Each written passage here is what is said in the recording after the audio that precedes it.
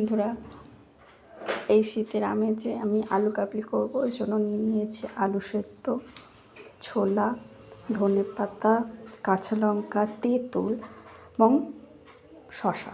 এবার কিভাবে তৈরি করব উপকরণটা দেখুন। আলু নিয়েছি, তার মধ্যে দিয়ে দিচ্ছি ছোলা, পরিমাণ মতন ছোলা দেবেন।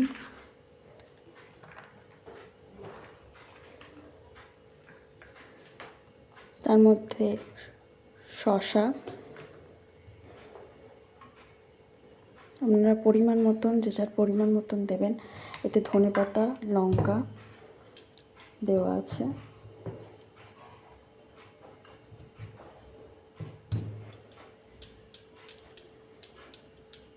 মানে এর মধ্যে জিরে গুঁড়ো, একটু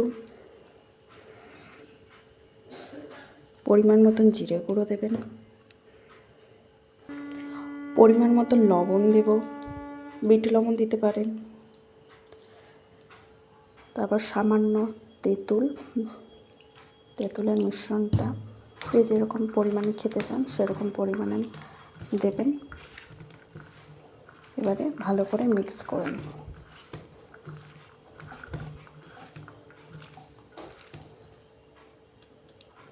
আমার আর একটু দরকার, তাই আমি আর একটু মেখে নিচ্ছি।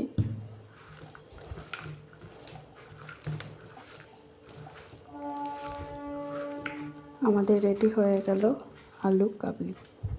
শীতের মরশুমে খুব সুন্দর লাগবে খেতে।